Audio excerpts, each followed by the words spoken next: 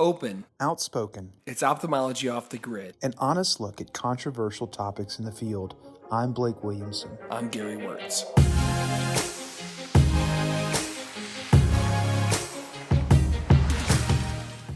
Hello, and thank you for listening to a new season of Ophthalmology Off the Grid. In this first episode, Drs. Blake Williamson and Gary Wörtz discuss the theme of the podcast this year, which will focus on horror stories, where they discuss tough, complicated surgical cases and how they were managed. Thank you for listening. Support for this podcast comes from Bryn Mawr Communications. BMC produces a number of informative podcast series spanning a variety of topics in ophthalmology. Discover a new show at itube.net/podcasts. Okay, everybody, it's 2024. We are in for a new year, new season, new life into Ophthalmology Off the Grid. I'm here with my dear friend, Gary. Gary, we had a great season last year. We really kind of were laser focused on business and brand, and I thought it went great. What did you think about last season? Yeah, no, I thought it was amazing because, again, we got to ask the questions from the people that we felt were experts in a specific area that I think we both wanted to grow in. And so the thing that's been so fascinating and beneficial for me throughout this whole podcast has been, when I have a question, I usually pick up the phone and call somebody. But in this format, we can talk to people, and it's not just us getting the lesson. Everyone gets a lesson. We get to sit at the feet of the masters and really just listen. So selfishly, I learned so much last year and I loved it. And we're switching gears though. Last year was very content focused on one topic. This year, a little more nebulous. So you want to introduce our season theme for 2024, Blake? Yeah, I mean, I think that we should, just to be transparent, Gary and I think about, what's going to be the theme for next season. We had 5, 6, 7 ideas, all of which were good. Maybe there'll be other seasons of Off the Grid, but whenever we kind of mentioned this one, we were kind of like, oh, you know what, that's it. Because it's just so, it just resonates with everyone, right? Like, frankly, if you're a younger ophthalmologist or let's say you're in med school, building your business and brand and speaking to someone who's got 10 clinics all over the place may not really like pertain to you, right? But like anyone who's a surgeon who listens to this podcast, I think is going to benefit from this season's theme, which is all about war stories, right? That's right. That's right. What's the worst, situation that you feel like you've been in, either surgically or post-surgical, whether it's one of your toughest outcomes. How did you navigate that with grace? How did you keep the patient the center, and take care of them and do all you can to get them through it? What was your mental state going through those complications? And, what did you do to, oftentimes we have these obscure once in a career type, complications through no fault of our own. We're doing everything by the letter of the law, or everything we're supposed to do, but it's surgery. There's no such thing as 0% risk. And all of a sudden you become experts learning about this obscure sort of reaction or complication to a surgical procedure. So that's what I take the season to be about. Gary, what do you think? Yeah. Is that about it? Yeah, I mean, honestly, sometimes people ask me like, why do you go to so many meetings? You must really love education. And obviously we love hearing about new technologies and learning from our colleagues, and seeing interesting cases. But a lot of my time I spend either talking about things that have recently happened, complications or weird patients or things that I just need to get off my chest, or listening to surgeons who are doing the same thing. In our world, we don't have a lot of people probably in our immediate neighborhood or at the pool or, at the golf course or wherever, who really understand what it's like to be a refractive cataract surgeon or an ophthalmologist or even a surgeon in general.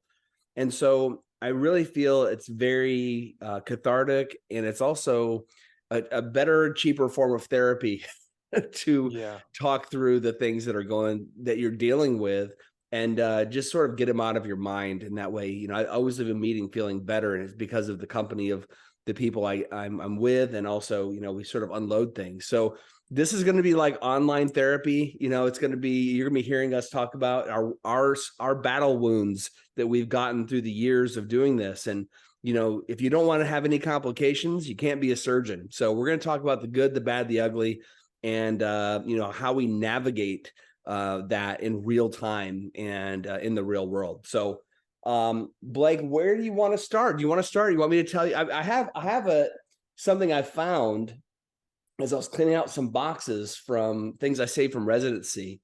I'm actually going to show this to you. People won't be able to see this, but this is actually as residents, we had to keep a log of our complications, and this was from basically September of 2005.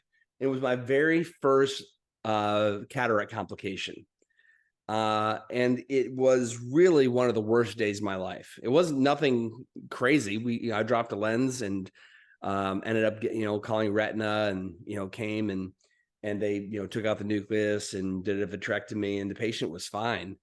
But to me, it was my third cataract I had ever done, and it was a moment of, I'm not sure I can actually do this. I'm not sure I'm going to be good at this. I thought I was going to be really, really good at this immediately, like day one. And it was a real gut punch for me to realize, oh, I'm skating on the razor's edge the whole time I'm in the eye. This is going to be a whole different ball of wax than what I thought it was going to be. And so, I've kept this over the years, and this is just more like a break off point for us to talk about other cases, but I've kept this over the years because it's not the complication. It's actually the next case. It's getting back in the OR and being willing to move forward, knowing that you're imperfect, knowing that, these things happen. And despite the anxiety of what could be, you have to move through it and get back on the horse. So I thought that's just sort of like it encompasses a lot of things in life. When you have a rough case, sometimes you have a complication, you've got 20 more cases that day. You've got to put on your big boy pants, walk back in and give that patient your best. So I'd love to hear your thoughts on that. And maybe just, we can talk about some other cases. Yeah, I mean, my ears perked up, listening to you, because obviously I know exactly what it was like to be in those shoes. And I love how you remember it was like literally your third case. You remember when it was. And so, Yeah. that's the challenge, as a surgeon, is like, when you have an outcome like that, man, it sticks with you. And even at this stage, like, I know I'm a very good surgeon, but I also know that my next case can be a total disaster, despite Right. all of my experience, and despite really wanting, nothing but the best for my patient always. You can have those challenges, and it sticks with you. You carry it home with you. My wife, Nicole knows, if there was a tough case, it's just hard to hide it, and that's what's great about this season, is that, like, when you're sitting around, the dinner table at a meeting, there's a few topics that everybody at the table wants to hear, or when a story starts to get talked about, they listen up. And Yeah, tough complications is one of them. You know what I mean? It's like, absolutely. that's why I think this is going to be a good season. So yeah, I mean, I think it's great. And like you said, it's not even about it is very much about, like, if you have a complication, you got to get in there and do the next case. But, like, even in clinic, let's say it's not a disaster of a complication, but let's say that you just have a patient that, you know, God only knows what they went through that day, but you just have a really rude patient who's, complaining bitterly about not much, or even if you do have an issue or a complication, you have to go into the next room, because the patient in the next room, that has nothing to do with them. And so if you come in dejected and sad, or even worse, frustrated, they feel that, and that's going to be their impression of you. So the sports analogies are always big in my family, and so it's just like the quarterback that throws the interception. Like, you got to go to the next play. So it's very much like that mentality of the next play. You got to immediately forget about what you just did. Yeah. And also, there's a whole secondary and tertiary aspect of how your mood is that I have only recently come to realize. Yeah, I've heard this from other people. My partner has definitely taught me this. We've talked about it in different contexts, but the patients are how you are. right? And so when you talk to a patient about a complication, there's different ways to frame it. And obviously you want to be honest. Disclosure is, I would tell everybody, full disclosure. If something happens during a surgery and there's a complication, it is way better for everybody to just, go ahead and tell them what happened. But there are different ways to do it. When I was a resident or early in practice, I was very, very nervous and neurotic about any complication. I would walk into the post-op area and I'd be like, let's get your family in here. Mrs. Jones, we had it's called a vitreous loss. We tore the capsule, vitreous started coming forward, and I can't put the lens in. I started doing a vitrectomy, but I'm not very good at vitrectomy. And but I mean, like, I think you'll be okay. You start on this, just, I'm obviously exaggerating a little bit, but if you tell a patient, we did your surgery, during the surgery, the posterior capsule, became opened. It's something that can happen. We're able to clean it up, put the lens in or whatever. Or sometimes you say, we couldn't get all the cataract out. Some of the cataract is in the back part of the eye, and that's something that we're going to send you to our friends to get taken care of. You should have a great outcome, just a little bump in the road. Not to minimize it, but, patients need your reassurance if there's a complication. And so, there's different ways to tell patients the information in a way that allows them to be able to deal with it and be positive and be reassured. And so, and in addition to that, your staff, when you have a bump in the road, they're all bracing for impact for the rest of the day. They're all bracing for, oh no, is he going to be in a bad mood? Is he going to be frustrated? So putting on your brave face, not only for your patients, but also taking a deep breath, maybe even taking a few minutes in your office before you go back and do that next case, be like, okay, I got to be my best self for my patients, for my staff. They don't want me taking this out on them. We all need to have a good day and go home. But, how do you deal with that stress, Blake? Yeah, I mean, I think that another great thing about this season is going to be those conversations you're talking about. We're going to hear from people, and we're going to ask them exactly, what do you say? Like, what do you have any go-to words and phrases? Probably a lot of it will be around breaking bags and vitreous loss and stuff like that. But I think that what you're going to hear, at least in my experience, is patients just want to know that you have a plan. That's Yeah. it. And so I will routinely say, here's what I like about your case. We got this cataract out. I'm really happy with that. Here's what I thought was challenging is that you didn't really have the right type of architecture to put a lens inside the bag there. I don't think it would have been stable long term. So I just really wanted to be conservative and safe with you. And so I put a lens right there in the sulcus. Those are kinds of the things that I like to say. Or if you have a lens that falls straight to the back, it's like, well, thank God, we found this out now, versus doing your surgery, 10, 15 years from now, because you're younger and you're healthier, and we have the ability to have the retina specialist come back in. It was very clear to me that we weren't going to get a lens, in this eye. We're going to have to do it differently. So it's all about how you frame it, always being honest, of course, first and foremost, but letting them know what the next steps are. Right. But it'd be fun to kind of hear people this season. If it's okay, I want to share with you kind of my Yeah. war story. This is kind of part of the impetus of the whole season. I was kind of sharing with Gary something I had going on.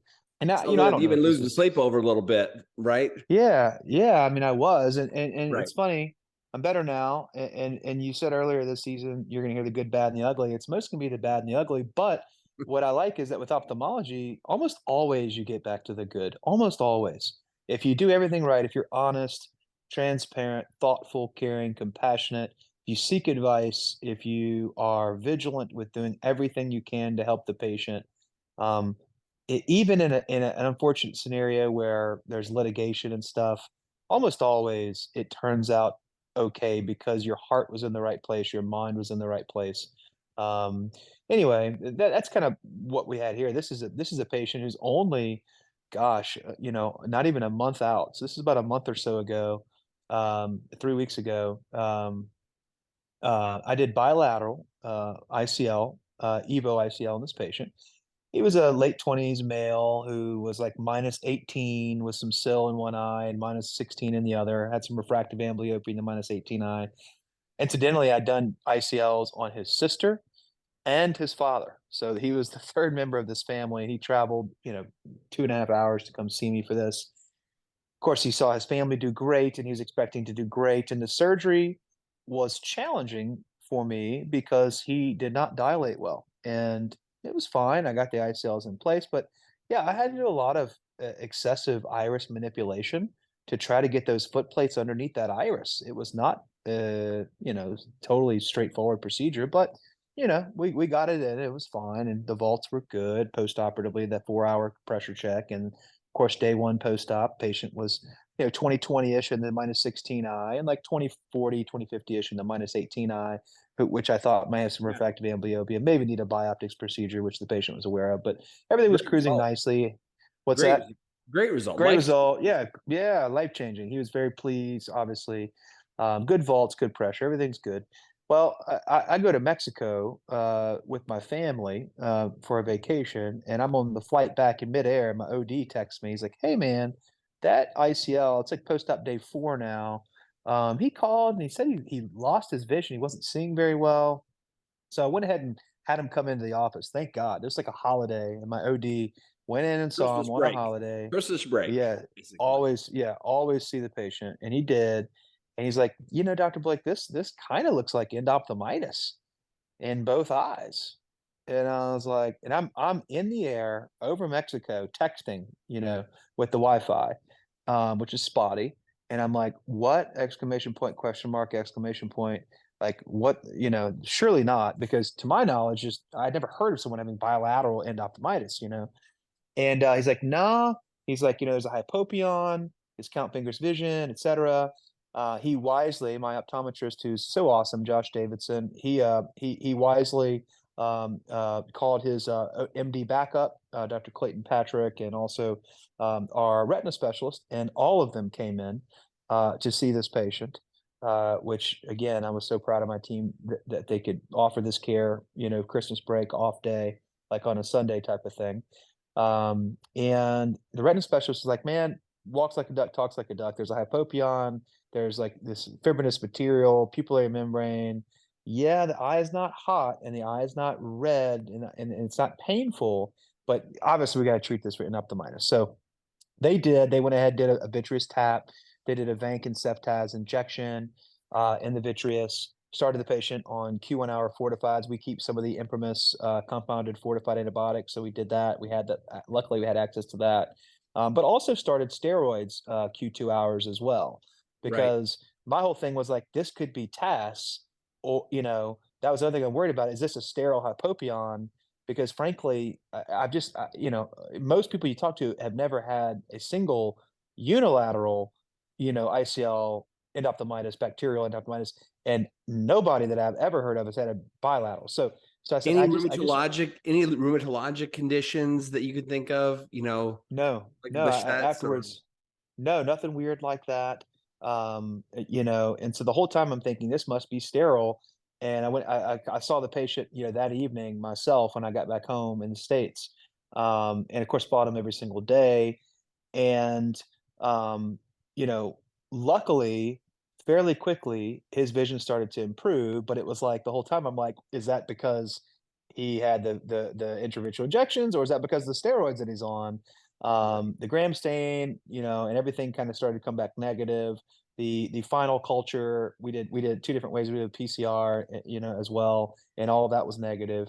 So there's no organisms. And so pretty quickly we stopped the fortifieds and continued with the Q2 hour steroids, and even started a Medrol dose pack, and he improved quite a bit. The hypopion was gone, after a couple days. And now he's got a little bit of mild vitritis. His vision is back to like 20/30 -2-ish, He's quite functional. He actually bought me a king cake from Dong Fong Bakery. Don't choke on the little me. baby Jesus, okay? I've Yeah. once, so Yeah, but it was just amazing. Over the span of like 6 days, I couldn't sleep that night, after I saw him. Of course, I'm on the phone with Zaldivar and Greg and like, all the volume ICL people. And I'm like, have you ever seen this? And like Scott Barnes, who was amazing, and Star is amazing. Star is such a wonderful company, and this is such a wonderful lens. And they were so helpful. And no one really believed it, but it was like, do I take it out? Because it's a foreign body in the eye. So that was one big thing, is like, do I need to explant this? Right. but like I did some research. I talked to Jack Parker as well, had a similar case that he's published on, and he left it in. Most people leave it in, and the patients end up doing well. And I'm so glad I did, because it was never bacterial. It was all inflammatory, and and I think that ultimately, because of my excessive iris manipulation, I just caused a really dense, iritis, and the patient wasn't on enough steroids. We just do the Imprimis twice a day. Maybe it Yeah. just wasn't enough steroids, and that it kind of snowballed from there. But had I removed the lens, I mean, it wasn't easy getting in. It wasn't going to be any easier getting it out, right? So I would have Then caused what do you even do? more. Then what do you do? Right, You put it back in? right. Right. So I was just like, I said, you know what, we're going to leave it in and go for it. And thank God it worked out. But yeah, it was just hard to sleep for those couple of days thinking that I was going to be the first reported bilateral endophthalmitis case of Evo ICL. Right. Right. So that was my horrible story. Ended up great. I had to do I had like 6 ICLs the next day. Of course, all of them went good, like the other 99.9% of them do. Right. But you have to get back in the ring, but it was, yeah, that's my war story, and that's what made me wanna kinda, do this season with you. Right. What was your thought process? Like, you have this text in the air, you're sort of like going back, you can't do anything. You're feeling helpless on the plane. And you're also, I imagine we're very similar to the way we like to take care of people. You want to be on the ground, you want to be at the slit lamp, you want to be talking to the patient, and your hands are tied. You have to basically, have your team take care of them, which they're happy to do. I know they are. Mine would be as well. But there's just a difference of like wanting to be there, wanting to manage it yourself, and feeling kind of like trapped. Like what was your mindset at that point? Well, my immediate mindset was, this is not that bilateral endophthalmitis because that's never been shown before. What this more likely is something, an infiltrate that could be sterile or even a TAS situation. But then Right. I was going through my decision moment, my sort of algorithm, like, well, no, I mean, TAS is usually kind of sort of next day, and the eye Right. is red and hot and painful, and and that wasn't the case. And more than likely, they're not the only one, right? I did 41 eyes that day, and this was the only patient that had any problems. So I was like, nobody else had any Not issues. TAS. TAS It's is not runs TAS, in right? groups usually. So Usually, right? So yeah. but that was my initial thought. I was like, I'm in the air in Mexico, and I'm trying to text my director of nursing, like, hey, call every single patient from that day, and like we need to like swab everything in the OR, and like thinking it was a TAS outbreak, which it was Right. not. It was Right. just this one patient. Man, I that's that level of stress. It's always something always happens when you leave. It seems like, it's like you always, like when you're at a conference, like when your phone rings, you get that text. It's like you almost don't want to look down. It's like when you're not around to handle something, that's when lightning strikes. It just seems like that happens that way. Well, Yep. I'm glad. I agree with you about Star. Their level of support.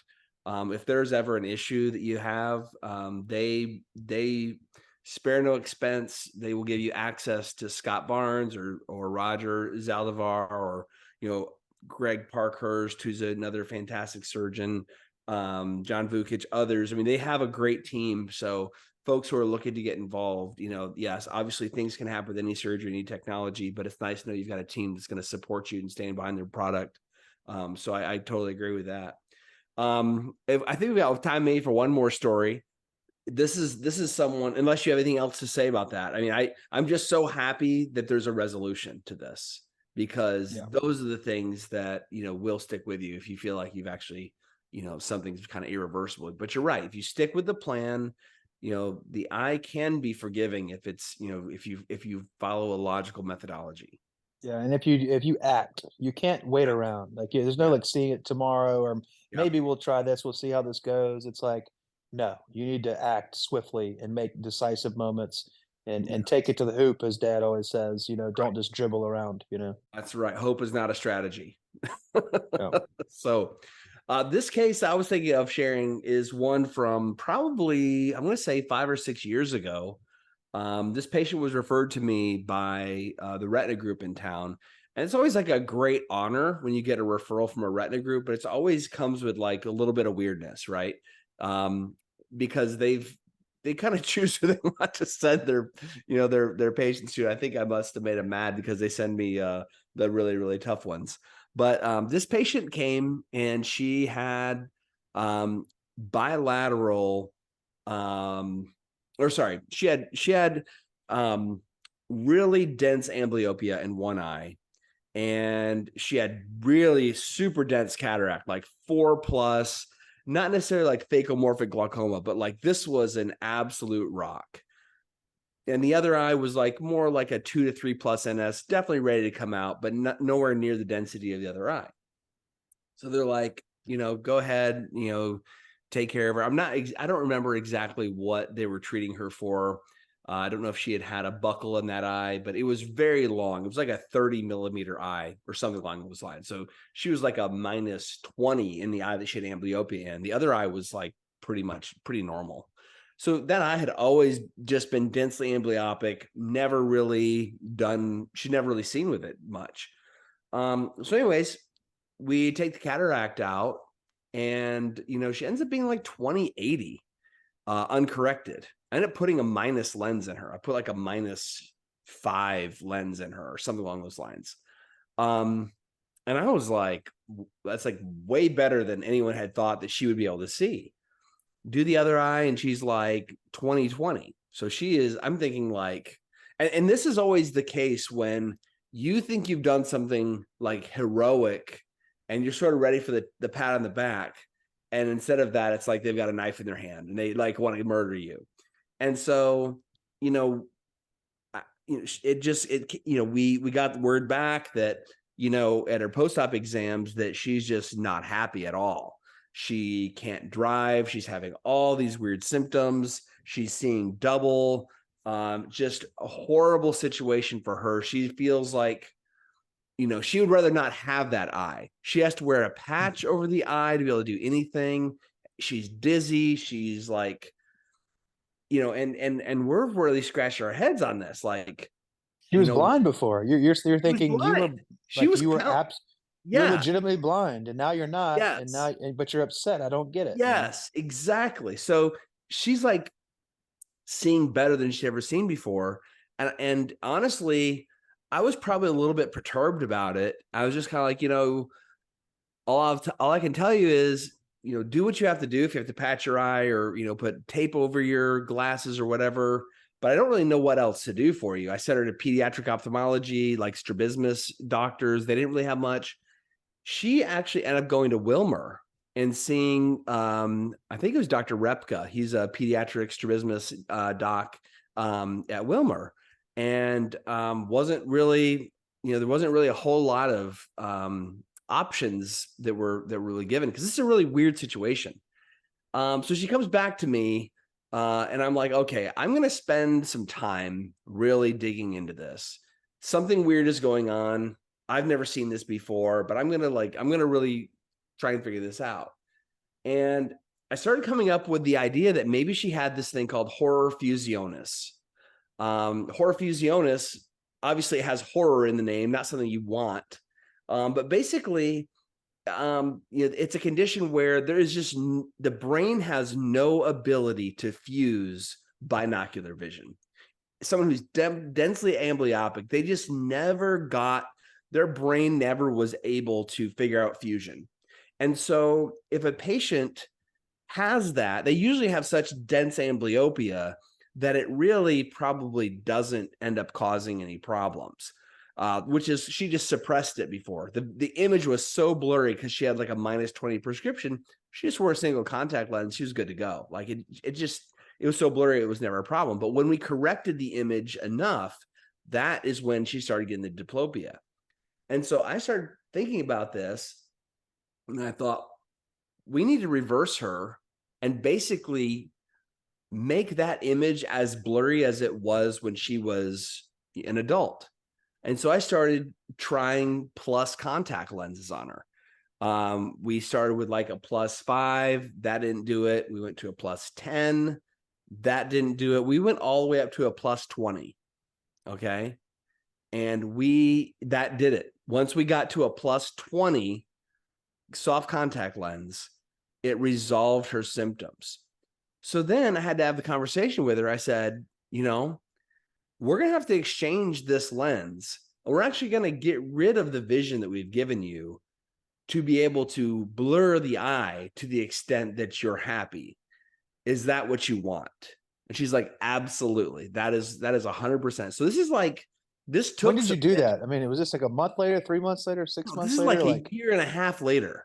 Okay, because I was gonna say, like, you'd want to give her a lot of time to, like, Yes. gosh, you don't want to make someone worse, for God's sakes. Exactly. So I'm going to But put to her her, like, light perception. I'm going to take her from 20/80 to like light perception, right? Or maybe like hand motion, probably, right? Hand motion. She'll be able to see a hand in front of her face. That's it. She's like, absolutely, this is life-changing with this contact lens. If you can do it, I want it done. So I'm like, I mean, what do you do in that situation, right? I mean, you're taking care of the patient, right? You're not necessarily trying to. yeah, I mean, I guess her point is, like, I'm not, like, your thought is, I would be making your vision in this eye worse, and I took a pledge not to do that. But her point is, I'm not using this eye anyway, It's actually and making me worse. it's making my overall life way worse. Yes. So make my life better, and I still won't be using the eye either way. Correct. That's what she's telling Correct. you. Yeah. Correct.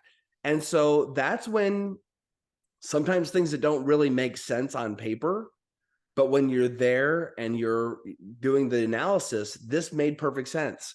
Because what I wanted for her was to be able to use the good eye and to be able to suppress the bad eye and not have the eye that she, is amblyopic interfering, causing diplopia and preventing her from seeing her grandkids and driving at night, all these things. Like she's very smart.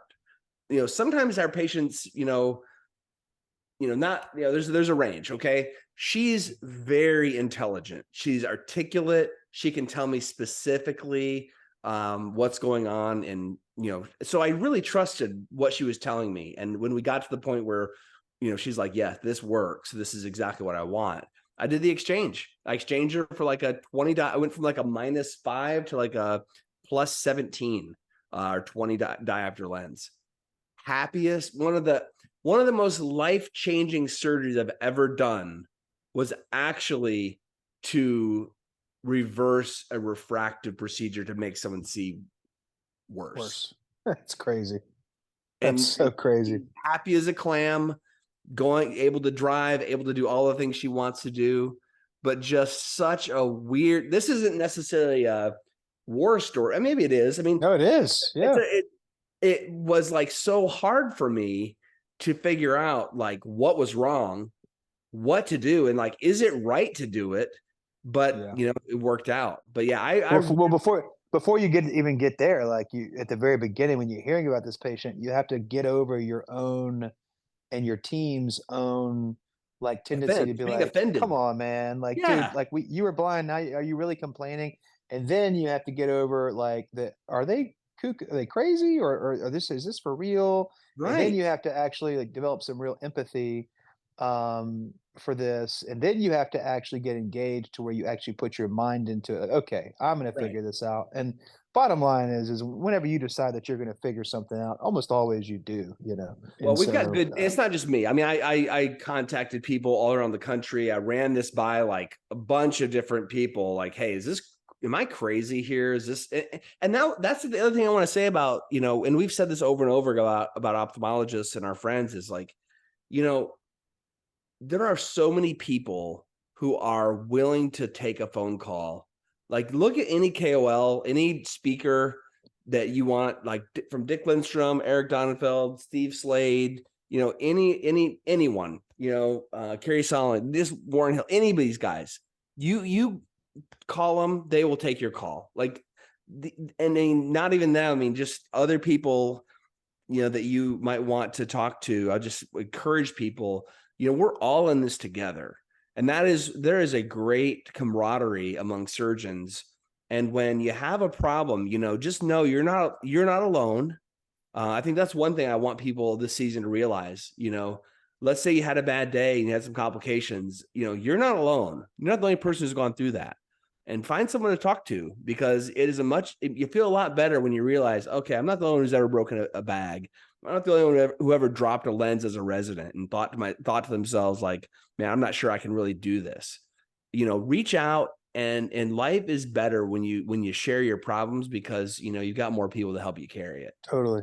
Yep. I think I think it's going to be a good season, buddy. I think I can't wait to hear from the guests all their war stories and how they turned the bad and the ugly into the good all over again. Yeah, absolutely. And if you're listening and you've got a good war story or something that you learned through let's say through experience, we'll say, hit us up on Twitter. You can hit me at Cataract MD. Blake, you're at Blake Willie. Is that correct? Yep. Or on Instagram, just Williamson LASIK on Instagram. Yeah, and I'm Gary.Wörtz on Instagram. So send us a message if you've got a story you'd like to share. We'll see if we can accommodate you. We're going to have a bunch of guests, and I think this is going to be a season to remember. So from Blake and myself, thanks for listening. We love you all. It's been a joy to do this, and hopefully we'll grow together this season. Until next time, bye.